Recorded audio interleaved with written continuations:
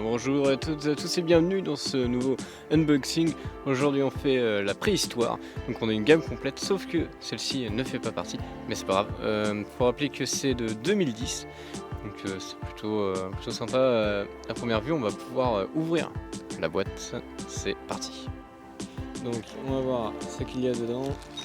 Je vais le mettre ici parce que c'est plus pratique.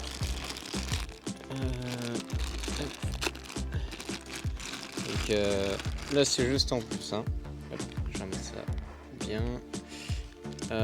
Ça c'est un tigre à dents de sabre, je pense. Hop, on a le préhistorique. On va voir comment ça se met normalement comme ça. Là, ça sent que c'est du neuf, hein. Il se met avec ça. Ça c'est une torche assez grande. Voilà. Là on a ça. On a le feu de camp. Je vais le mettre avec lui. On a ça. Je le mets à côté. Si alors ça sert à quoi? Ah ça c'est son collet. Voilà. Normalement il a 2 ou 3 choses. Normalement il est attaqué par le tigre. Il a des silex.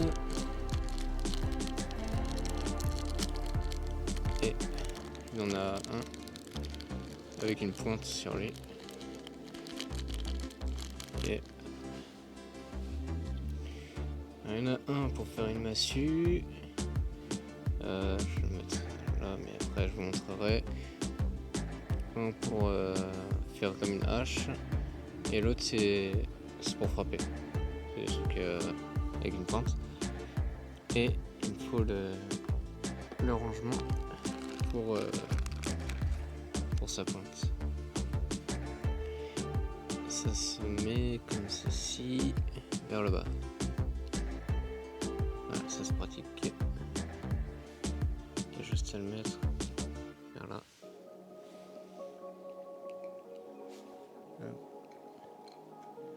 Normalement, comme ça. Je pense que je vais le mettre avant. Parce que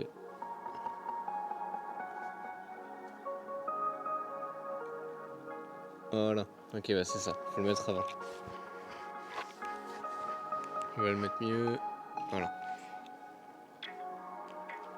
On le met normalement comme ça. Voilà, normalement ça tient. Ah d'accord, c'est qu'il faut, voilà, ok, faut le clipper. C'est un peu mieux comme ça. Ensuite, le tigre, on peut pas le mettre dans la position comme il est, mais je vais essayer de faire à peu près pareil. Voilà. Si c'est possible en tout cas. Ouais, non, je pense pas que ce soit possible avec le sol, mais on va mettre comme ça. Voilà. Hop. Normalement il doit pouvoir tenir. Je vais le mettre comme ça puisque son dos s'est repli tout seul. Hop. Donc nous avons un tigre à dents de sabre, un homme préhistorique avec sa petite torche, un feu de camp, on peut voir normalement. On a ensuite les outils que je vais vous ramener. Donc une en forme de hache, on le voit. Donc ça c'est pour frapper les pirates, etc. Pour façonner ces outils. Après ça c'est plutôt une massue. Plutôt petit je trouve. Ensuite on a un outil plutôt avec une pointe. C'est plutôt juste pour attaquer un animal, je pense. Ça c'est cette utilité là en premier. Ensuite, je vais vous montrer plus en détail le personnage.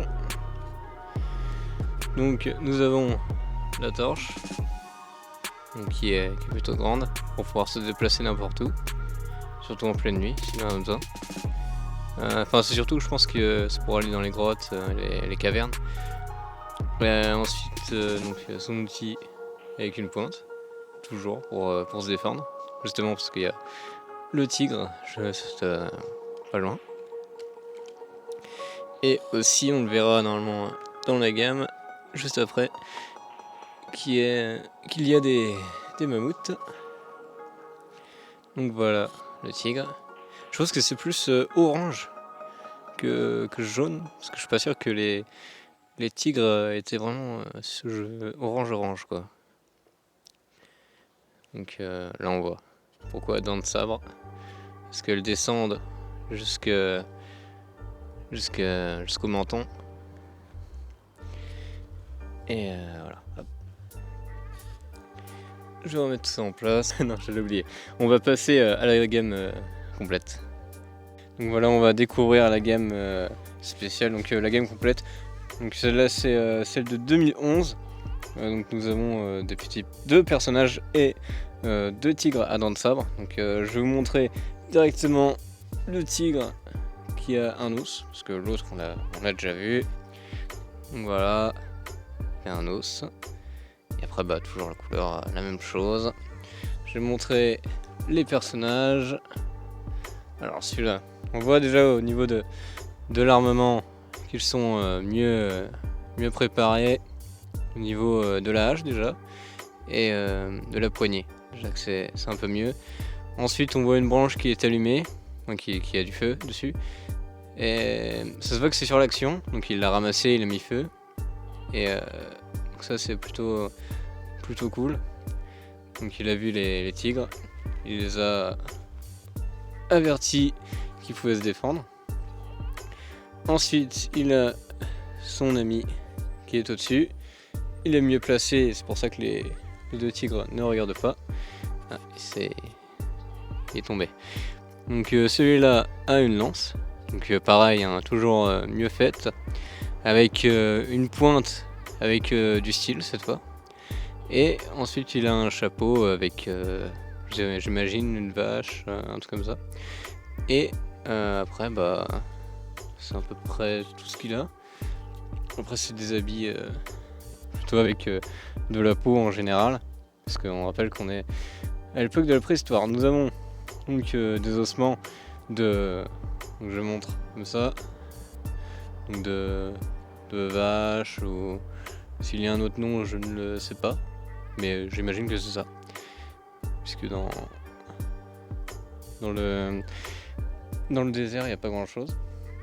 Ensuite, ce qui m'a interpellé c'est plutôt la sécheresse. Donc qu'il y a eu sur cet arbre. Et par contre, les herbes n'ont pas été touchées. Donc plutôt de la chance, ou alors une forte pluie qui l'a aidé.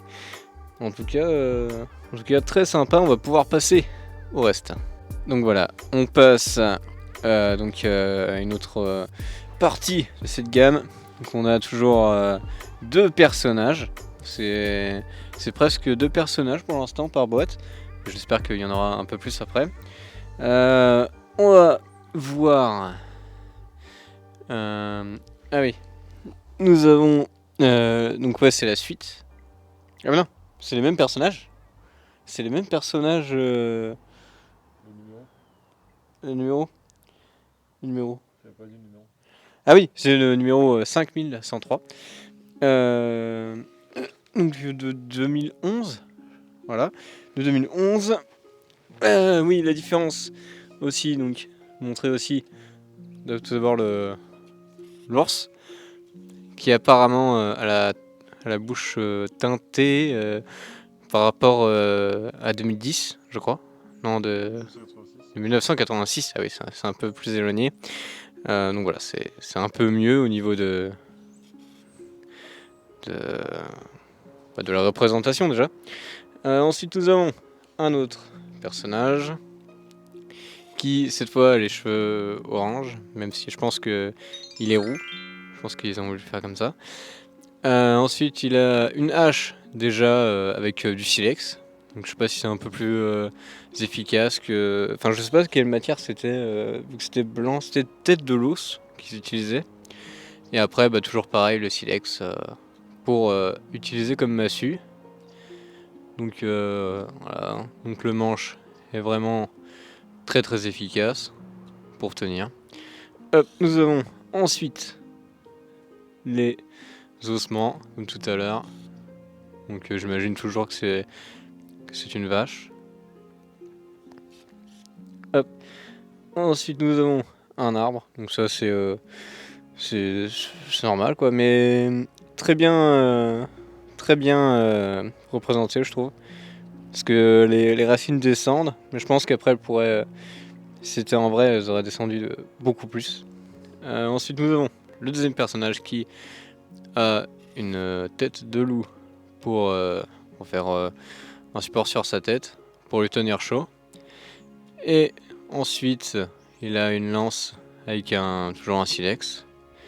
Et donc un silex dans sa main droite et ensuite des os pour faire comme un collier. Et ensuite comme d'habitude sa tenue ce sont des peaux, mais lui c'est de la peau d'ours et une autre peau que j'imagine que c'est de l'animal quoi. Hop, on va pouvoir voir qu'aussi cette partie de la pierre, je sais pas si on voit bien, c'est un loup, tout simplement. Je l'imagine que c'est eux qui l'ont façonné. Je vais le mettre debout.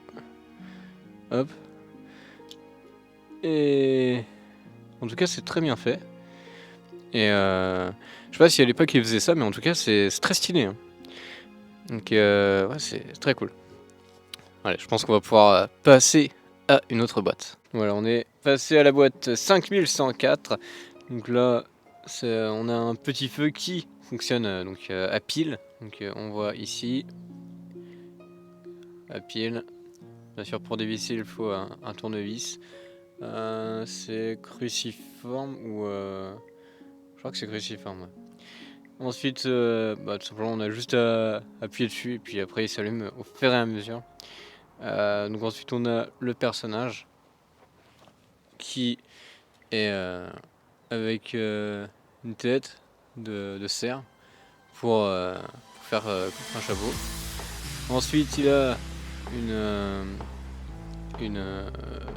du feu, hein.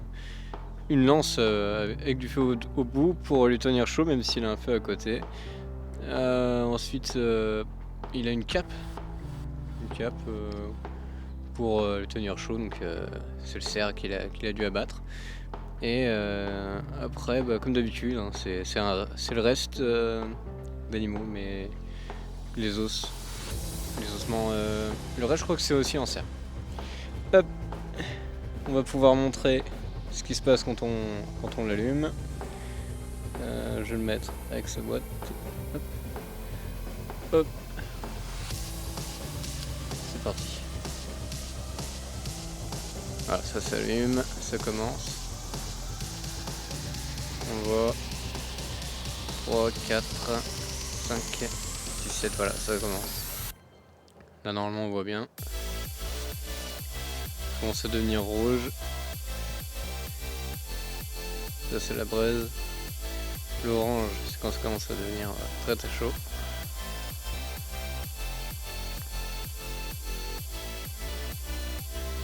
Et normalement après ça s'atténue au fur et à mesure.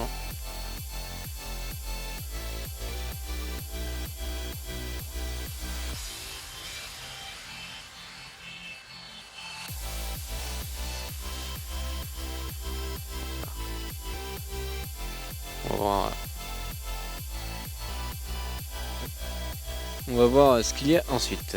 C'est parti. On passe au 5104, donc deux mammouths. Donc la femelle avec son enfant. Donc on voit derrière qu'il y a un petit petit endroit avec de l'herbe et donc la mer, tout simplement, qui s'occupe son petit. Alors, je crois voir que la trompe est amovible. Ouais, c'est ça. Ouh, très stylé ça. Je vais vous montrer. Donc voilà, on voit que la bouche est ouvrable avec les défenses. Donc après, il faut juste faire ceci. Hop, on va passer au petit qui... Ah non, il peut pas. Lui il peut juste bouger la tête. Ouais, un petit peu. Voilà. En tout cas, très bien fait. Ensuite, nous avons toujours un carré d'herbe. Voilà, je vous montre pas comme ça, mais ici on l'a déjà vu. Hop, voilà. On va passer à une autre boîte. On est passé à la 5101. On va voir que en fait il y a un mammouth, donc un squelette, et il faut savoir que il est possible de le monter. Donc normalement on voit bien là, je pense. Donc voilà, il faut juste enlever le truc qui est là, la peau. Ensuite nous avons donc 3 personnages. Donc déjà regardez, nous avons des ossements pour faire un petit endroit pour se poser. Donc un endroit pour se reposer. Ensuite on a 3 personnages qui comme d'habitude ont des lances. Donc, toujours avec la même forme. Hein. Sauf que lui, par contre il a un petit sac, une petite sacoche qui lui permet de mettre des choses à l'intérieur. Comme de la viande, des outils, etc. Bon, lui, il n'y a pas grand chose à dire. Par contre, il a une sorte de capuche, je pense. Ça y ressemble en tout cas. Pour se protéger la tête. Ensuite, il y a un deuxième personnage avec un os dans la main. Et pareil, pas grand chose à dire. À part que sa chevelure est à désirer. Ensuite nous avons un dernier personnage qui est plutôt cette fois un peu mieux équipé. Avec de la peau pour lui protéger la tête et tout le reste du dos. Avec bien sûr des petites cornes pour lui. Donc, après il a une hache. Et je pense, ouais je crois que c'est de l'os, hein. C'est de l'os, ouais. Ensuite, lui, il a l'air un peu mieux équipé, un peu mieux équipé que les autres. Et je pense que lui, c'est lui qui dirige ce qu'il faut faire par rapport aux autres. Hop. Ensuite, on a un loup qui est au-dessus. Je vais lever. Ah non, je vais pas lever la tête mieux que ça. Mais en tout cas, il crie. Enfin, il hurle. Sur ces personnages et j'imagine qu'il y a la pleine lune le soir. Donc après comme d'habitude l'environnement c'est un peu la même chose, hein, de la sécheresse et de l'herbe tout simplement à chaque fois. Et donc on a toujours les défenses là. Et voilà, il n'y a pas grand chose à dire d'autre. Bon allez, on va passer à la prochaine boîte. Voilà, on est passé au plus gros, à une autre gamme qui est la 5100. Donc on voit déjà que c'est un peu plus complet au niveau des personnages et aussi des animaux. On voit aussi de l'animation, notamment avec un arbre en feu, de la végétation un peu plus présente. Normalement on est censé avoir une branche ici et je ne crois pas qu'elle soit là. Ensuite, on voit que les personnages sont très regroupés. On voit ici qu'il y a une peau de loup, je crois, ouais. Nous avons 2 lances pour montrer que c'est un peu comme une marque de clan, hein, donc pour montrer que c'est chez eux. Ici, c'est pour monter, donc un peu comme une échelle. Ça, c'est donc le poisson qu'ils ont récupéré. Ils sont en train de le faire cuire et aussi ils ont un petit étang pour pêcher et boire, ça c'est très important. Donc le feu de camp, ouais, ça c'est du bois qui est encore vivant, hein. C'est pas du bois c'est sec, comme tout à l'heure qu'on a vu. On voit aussi qu'il y a des peintures sur le mur qui est fait avec de la peinture à main d'ailleurs.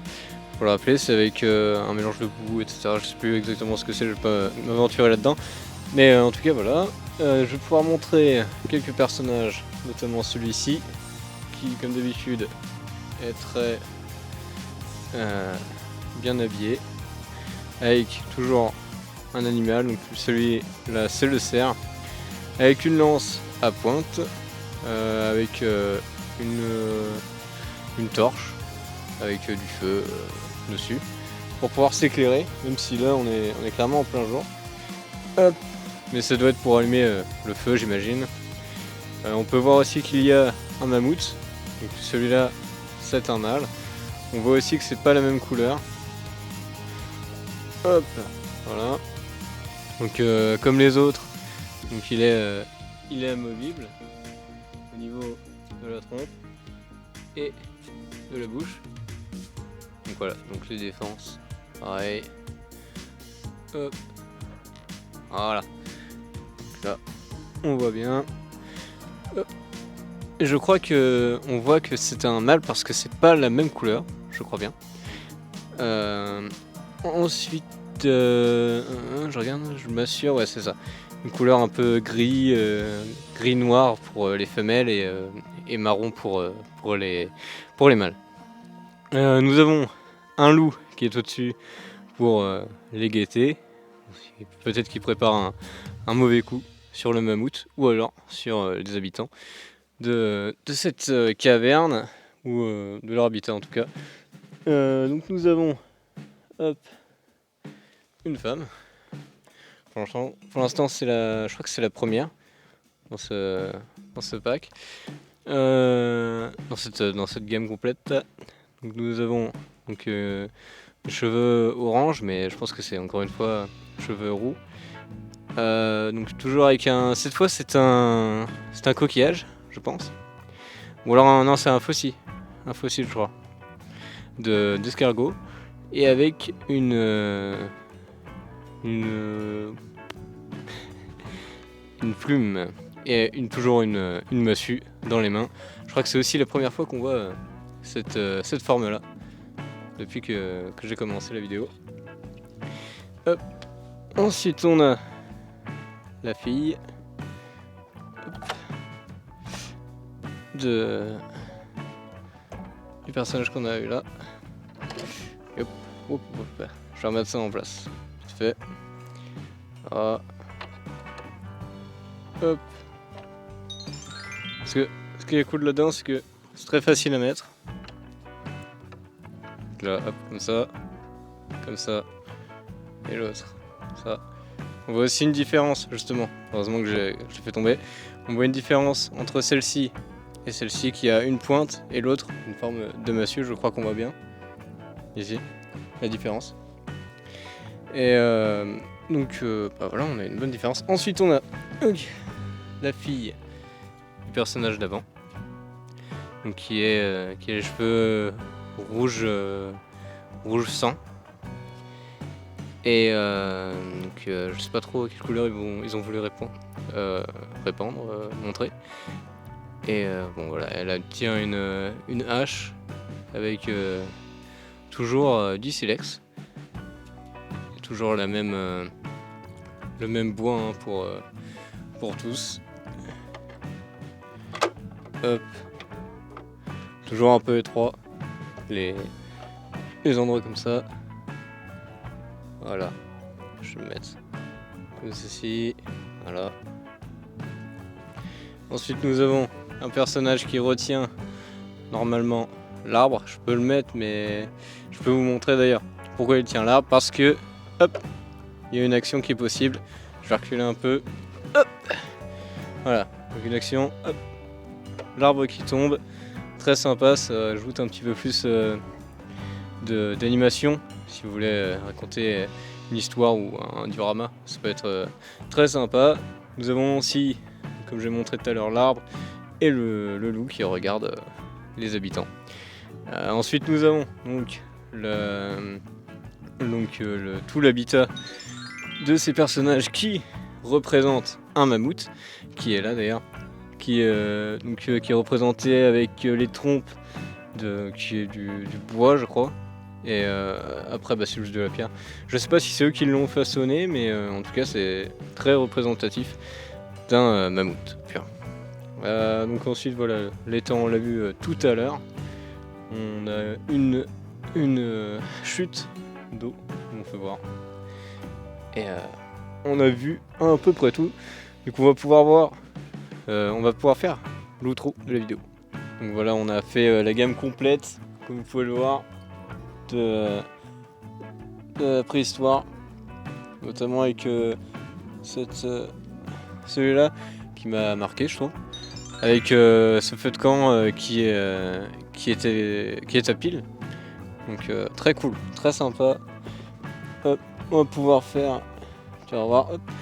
Donc n'hésitez pas à mettre un petit pouce bleu comme d'habitude, à vous abonner, mettre la petite cloche quand vous abonnez, partager cette vidéo si ça peut intéresser quelqu'un d'autre, et commenter, et le petit pouce bleu comme d'habitude. Allez, à plus tout le monde.